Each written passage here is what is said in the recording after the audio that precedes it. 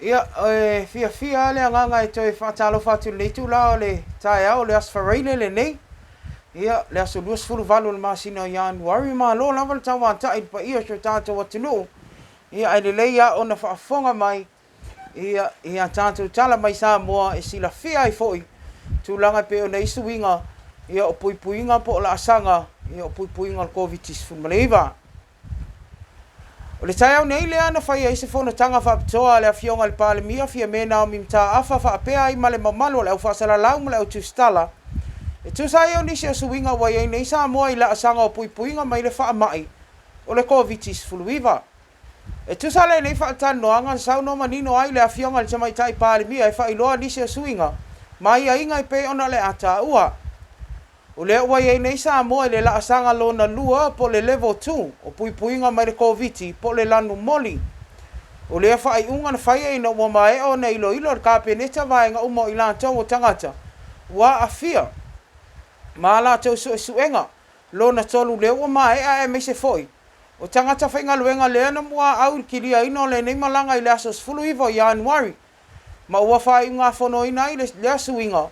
Ona ua wha maonia ele i mama i tua le wha mai i le atunuu. O ai a ingo le la sanga lua e pe ono le ai ai Samoa i le mai ai o le tapu i le ono i le afiafia nā nei. E au fia i le toi te talo ngā luenga ma o nanga umale malo. Whaatanga whaatasinga ai tapu le whai numera o tangata le tolus fulu i te miuma. Lo o pasia le kapenesa le whaatanga ina na o vaalele au mai ai yuta mo aloa mai fafo mo Samoa. Ua tau fia le teimi nei whai ngā malanga mo tangata i ngā luenga whaavai teimi. E au fia i tangata i fia malanga e se atu ma Samoa. Ma tangata le ua whau e fo mai. Ua mahe a kone karate. Se ia iai se taimi. O lo ua whai ngā whono ina fo i le kapeneta le tau fia umo whai ngā malanga mo tangata Samoa e toi fia fo mai.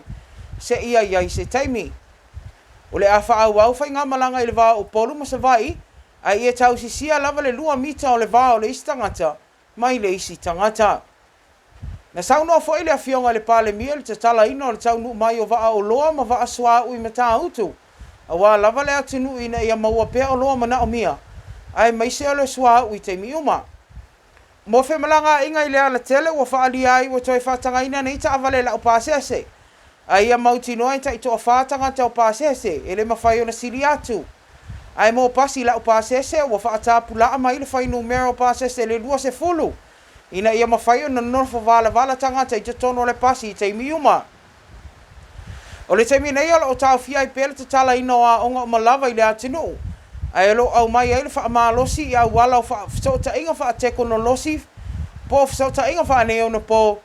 Ina ia wha atino ia onga nei wha nau. A o tapu nia ia onga i le nei vai tau. O lo wha amalosia mai lava fo ile awane iwa aia ia wha anawa i lalo ta isfulua tau sanga le mātutua. I no whaanga whaitele le te minei a wā lava puipuinga i lātou. Mai le nei wha amai matautia. I tūlanga wha asoi fua mālolo ina o lo a mai e pefa utuanga i le mamalo le atinu.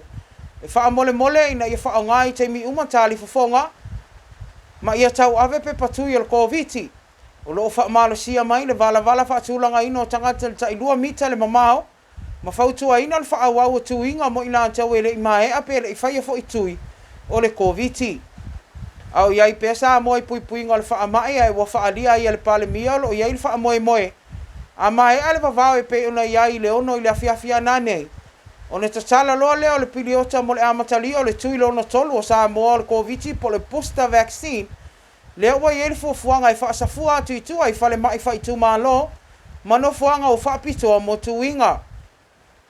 O le la sanga lona lua le nei e pe ona iei Samoa e mo le umi e lua vai aso. Ona toi ilo loa lea e le kapeneta. Pe e iai nisi suinga i le lumanai. Inisi on tala e ui o lea ua suia le la sanga o iei Samoa i polo inga o whaalo i lai whaafose i le lanu moli. E pe ona le amatalia i le ono le afiafia nā nei i pei tai. E leo mapua i lavanga luenga whaawau le matanga luenga o leo. A wā lava le saunga le mua le mamalu le atinu e ala i poloka whaatulanga ina i lungo le ala tele. Ina ua fisiringia en tātou tala mai Samoa le so upo leo le afionga ia au apa aulongo i Tino Filipo. E tusa i o nisi o mawhaina tu ina tu i aisala tupe ono le tau si sia o tu la fono vavau. e pe ona iai au tapunia le atunu atoa na faalia ia faapea e lua sefulu le aufaiga atoa tagata le atunu le ana mafai ona tuuina atu iai sala tupe taʻilua selau ona o le lē tausisia o iaiga ma tulafono o poloaiga faalavelava faafoaseʻi e pe ona iai mai le lua sefulu o nei tagata e sefulu faai latou mai tumoa nei ai toʻaona tagata le motele i salafai lea na tuu iai faasalaga tauseleni nei e totogi e le tagata e lua selau tālā na saunoa a paau o le toʻatele o i latou nei o le lē tautisia o tulafono i le feoaʻi pea ma pasi pe lopo o pases i luga o le ala tele ai mai se o le soli vavao e ala i le ava malosi ma faapotopotoga i nofoaga faitele ua toe amau i fautuaga leoleo i le mamalu lautele o le atunuu ina ia tautuana ia tulafono e pe ona o le a faamamaluina nei e pe ona o le a iai sa moa i le asaga lua po le lanu moli faalia e oa paau e le faapea atatala le tele o vaega o le atunuu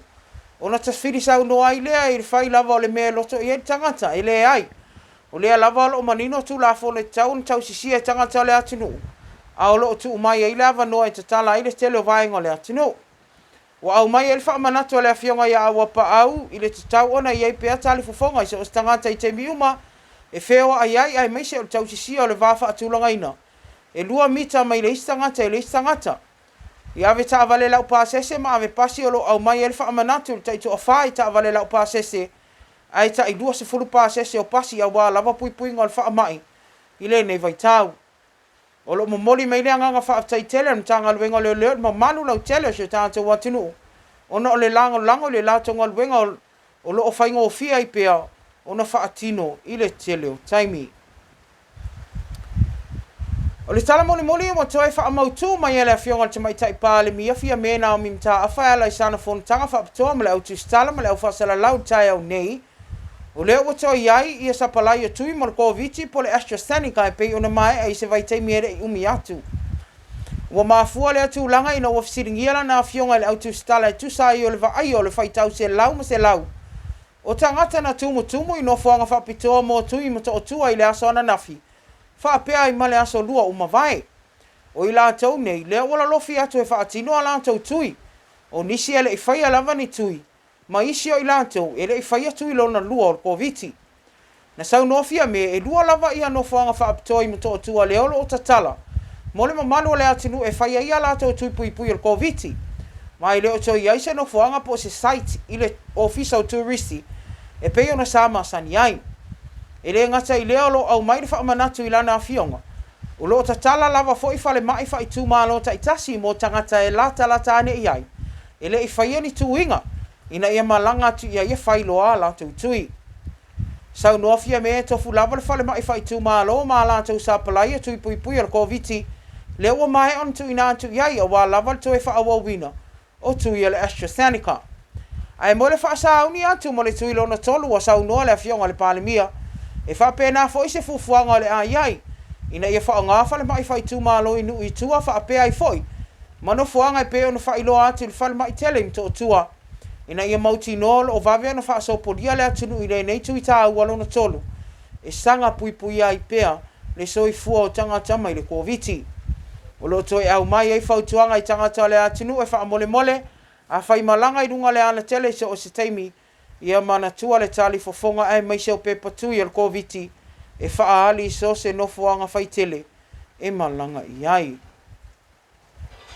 faafogaaga le atunuu ae maise o paaga uma le loa bay i le tautua faifai pea i tala mai Samoa se tepana e ala ia i nisi foʻi o suiga tāua lea ua au mai e le faiga malo ia auā lava le nofo uta o nai o tatou tagata ia e maise foʻi o Samoa i so o stafa o lenei soifuaga o loo nofo tapuaʻi malo lava le ona saʻi ia ae atonu ona ua manino suiga e pe ona tuina mai e le faapea a lanu moli po ua alert level 2 ia ona tafili saunoa ai la ia o le tagata e fai me loto i ai leai o lea ua amai ai aiga po te potonga na o le tolu sefulu ia le limiti o tagata ia e maise lava o pasi la o pasese le tele ni faaogā se o tatou atunuu i femalagaiga faamolemole a tatou avapasi o lea ua amai le fautuaga mai le fioga le palemia ai maise le kapeneta tautua na e faagata le 2 ina ia maua lava le vā lea o loo manaʻomia ia e mo le taimi nei e toe maua foʻi nisi a tatou updates ia o agaʻi atoe le vai aso fou